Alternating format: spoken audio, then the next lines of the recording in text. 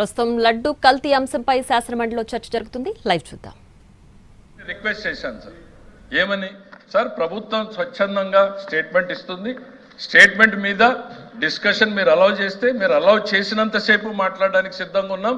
నేను సభలో కూడా ఈ విషయాన్ని చెప్తాను అనేటువంటిది కూడా మీ దృష్టిలో కూడా తీసుకొని వచ్చాను.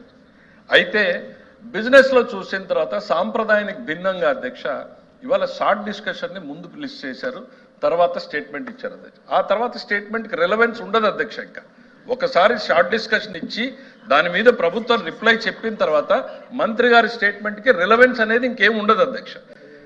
రెండవది, ఇంతవరకు 70 సంవత్సరాల ప్రజాస్వామ్యంలో ఉన్నటువంటి వెల్ ఎస్టాబ్లిష్డ్ ప్రాక్టీస్ ఏంటంటే government has a right to make a statement in the house and government gets the precedence over any other business. మా రిక్వెస్ట్ ఒకటే ఏంటంటే అధ్యక్ష, finally you are the chairperson, you can take a decision. మేము పదే పదే చెప్తా ఉన్నాం, ఒక చారిత్రాత్మక తప్పిదానికి ప్రొసీజరల్గా ఈ సభ వేదిక కాకూడదు అనేటువంటిది తమరి దృష్టిలో పెడుతున్నాను సార్. మీరు స్టేట్మెంట్ అలౌ చేయండి, మంత్రి గారు 5 నిమిషాలు 10 నిమిషాలు చదువుతారు, దాని మీద మీరు అనుమతించినంతసేపు డిస్కషన్ ఇక్కడ జరుగుతుంది. I only want to assure finally decision is yours. ఒక చారిత్రాత్మక తప్పిదం ఈ సభలో జరగకూడదు.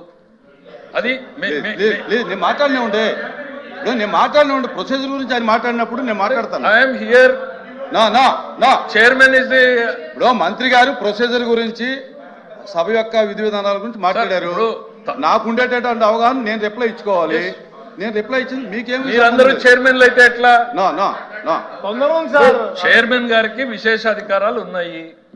నేను వారికి విజ్ఞప్తి చేస్తున్నా, మీరు కొంచెం ఓపిక కూడా లేకపోతే మీరందరూ చైర్మన్లు అయితే ఎట్లా? ఎవరైనా చెప్తాను. He has got extraordinary powers, దాన్ని ఎవరు కాదనలేదు. మేము ఒకటే కోరుతా ఉన్నాం, when the government is voluntarily coming forward, when there is no other intention behind this, government wants to discuss on this issue, మీరు ఎంతసేపు అనుమతిస్తే అంతసేపు చర్చించడానికి సిద్ధంగా ఉన్నాం అనేటువంటిది గవర్నమెంట్ తరఫున చెప్తున్నాం.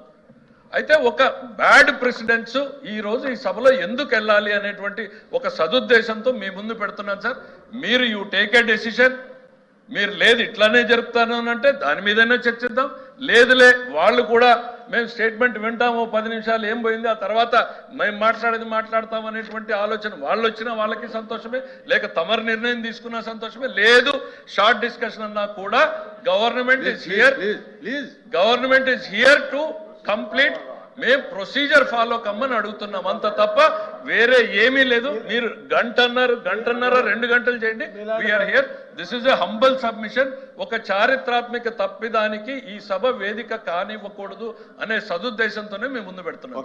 మంత్రి గారు సార్ అవునండి, మనోహర్ గారు వినండి, కూర్చోండి.